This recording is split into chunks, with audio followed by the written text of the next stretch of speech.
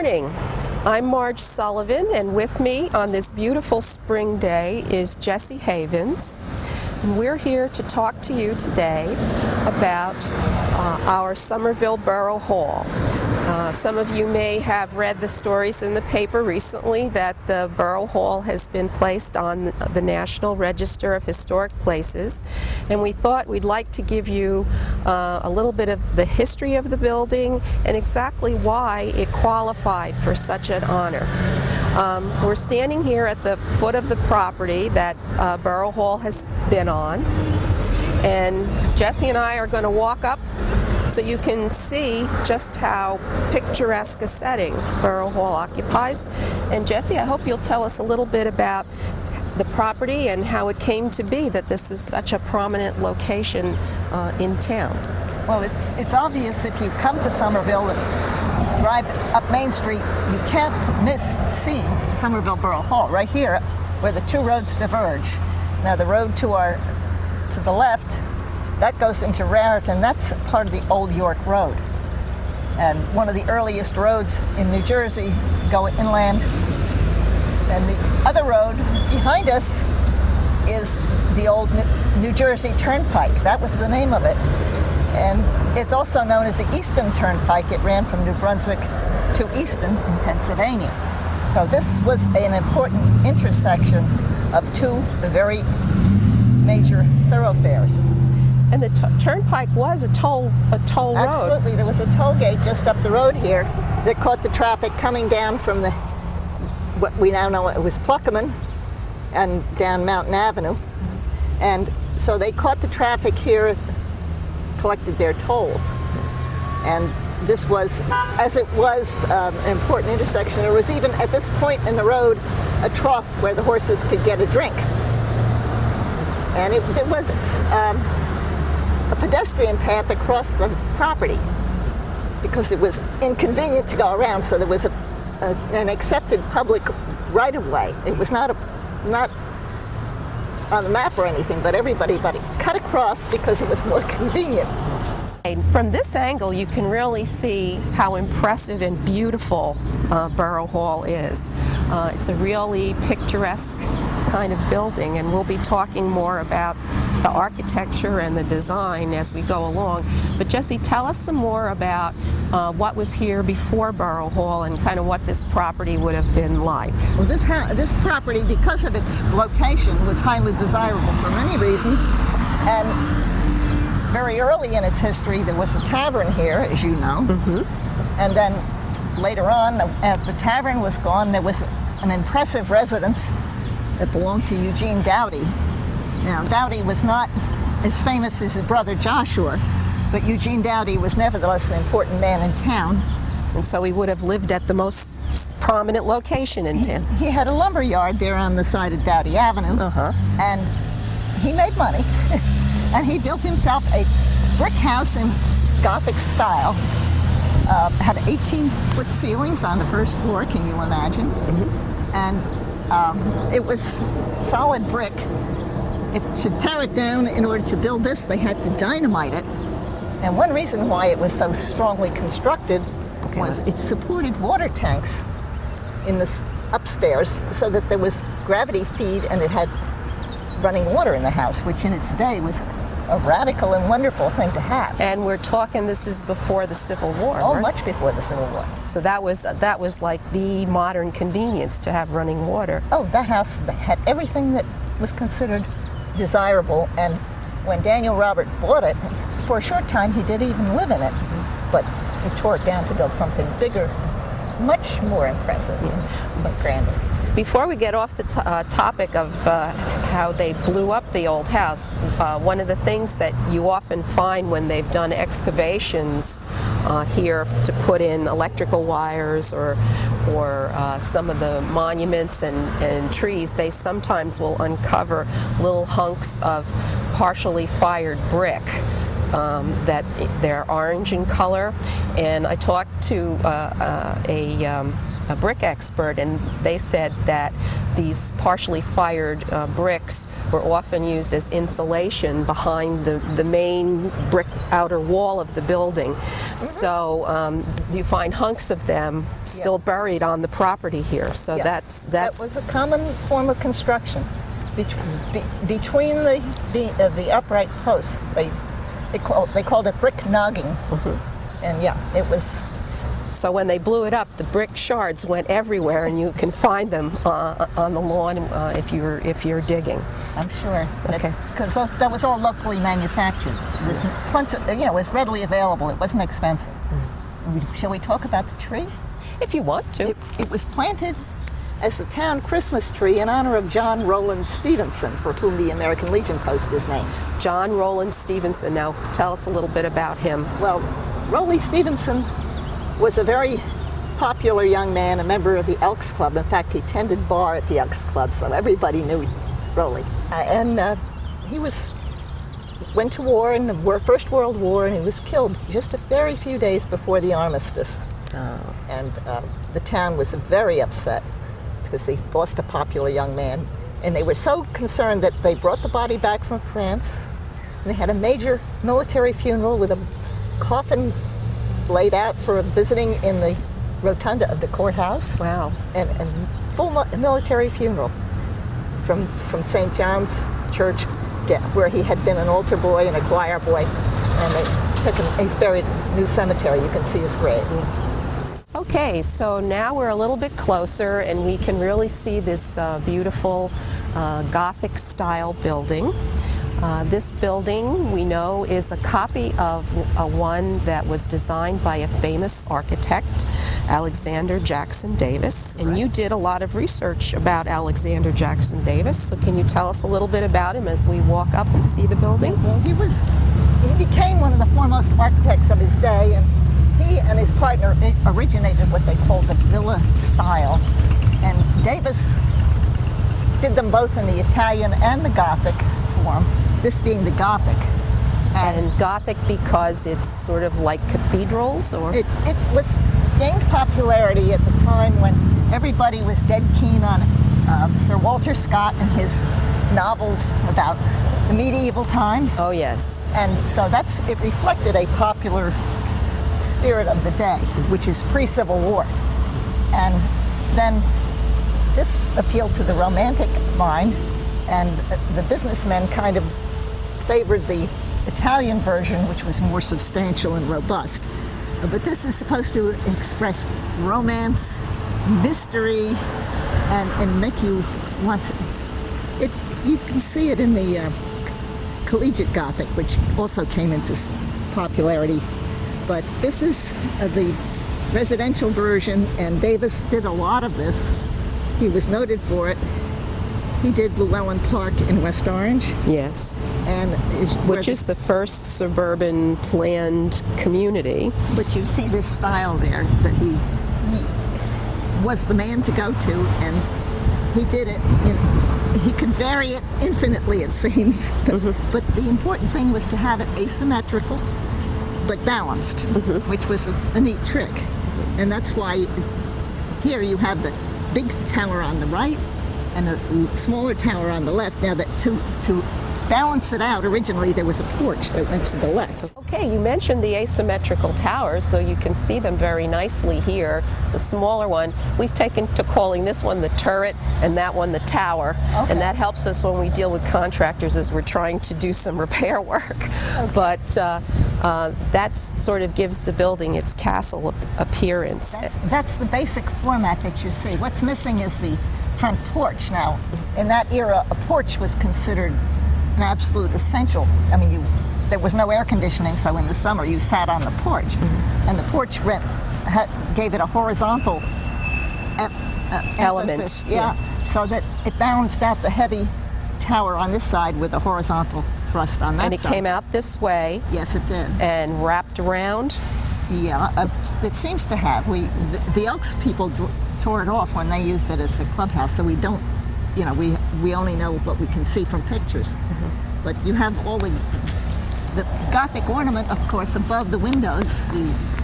The arch of the window and then the rose effect over the window and all the intricate shape to the framing. That's all Gothic, and of course the rose window and the big. And then you see the castellated effect on the tops of the towers. This is all part of it to give you that Gothic spirit. And the quatrefoil pattern in the other windows, the sort of four-leaf clover kind of pattern, and that's actually repeated a lot inside the building as well. Yeah. Now, the thing to remember about this house is that, as you said, Jackson really did most of his designing and construction of these properties before the Civil War. So this design, when it was originally built, was built as a home in Bridgeport, and somehow we think, or we're guessing, that Robert knew about the design and knew about that house or had seen it and chose to make a pretty close copy of it when he did this building. Yeah.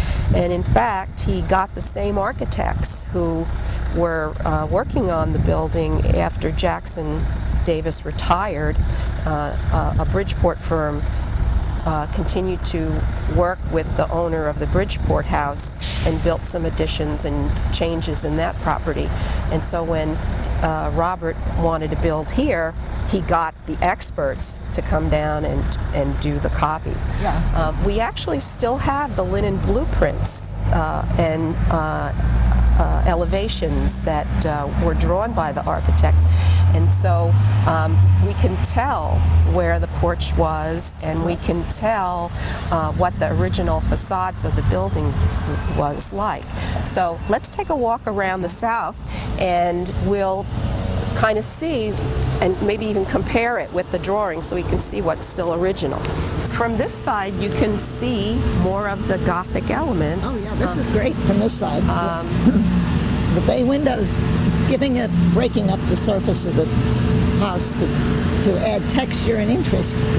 I think it's really neat that they chose to make this what was probably a service entrance, because the back wings of the building, as we'll see inside, were kitchen and service areas. And so this would have been, you know, sort of a workman's entrance, but it's still pretty impressive because it's done as a tower. Tradesman's entrance. That's right. Beautiful. And it's hard to see, but just under the peak of the back wing of the building, you can see on the wall is carved in bas relief the letters 1888, and that's how we know the exact date of occupancy and completion of the design. Yeah, you can see it if you just move around a little bit. Yeah. And the other thing to point out is that the porch came originally wrapping around and ended curving around the bay window and ending just at this first break in the building. So just about where the recess occurs here would have been where the porch ended. And this, other than the fact that the porch is gone, nothing else has really changed on this facade. Well, the only thing that detracts is those ventilating things that they put in for the air conditioning. They tried to do a nice job, and they did, but it does alter it a little bit if you look at them. Yeah, there may be ways to conceal that better, and certainly one of the things that's not great is that as the water drips, it leaves a stain, and so hopefully that'll be something we can take care of as a cosmetic fix. Yeah, but the chimney even is interesting. It's like a Tudor style, isn't it? Isn't it? Yeah. I mean, the detailing is wonderful.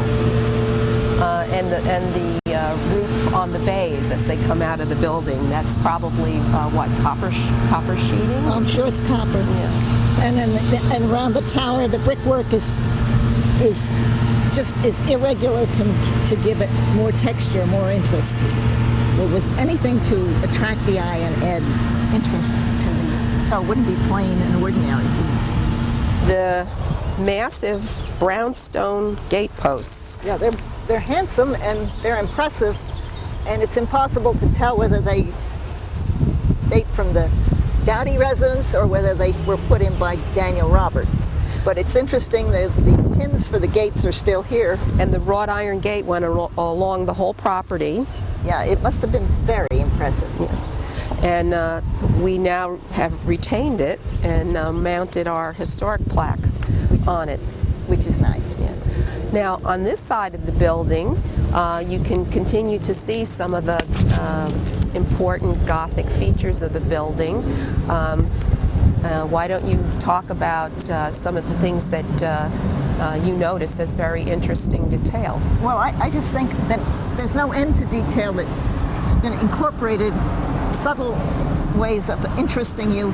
If you look at the diamond design on the bay under the eaves, and then you look at the lattice pattern in the windows on the tower, you see it repeated. Yeah. And you see the stepped brickwork as you go up. Toward the roof line there, Yes, on the cornice. And then you see the stepped effect on the cap over the bay. All these little things. And then on the roof of that little tower back there, again, you have the stepped effect. These are small details, but they interest you without you realizing it. You glance at the building, you don't notice it until you take the trouble to look. But they all help to hold your attention and make you think about the house and appreciate it. I love that little tower, and it's actually functional because it conceals the flue to fireplaces, as we'll see when we get inside. It's a clever way to hide a chimney. Yes, it is. And that would have been the original end of the building. If you look at the original architectural plans, there was a little small step-out porch there that matched the one on the side and the front of the building, and that was the back door. But I guess during the Elks period they would have demolished that, yeah, because that's when the library addition was put on the building. And yeah, that was the Elks Club's ballroom, and it was they had even bigger and better plans for it, but it was in the years of the Great Depression, and they scaled it back to what they could afford, and it's still not bad. That they had an effort to express the Gothic in the irregular roof line, even though it was a plain box of a building. Yeah, and much more understated.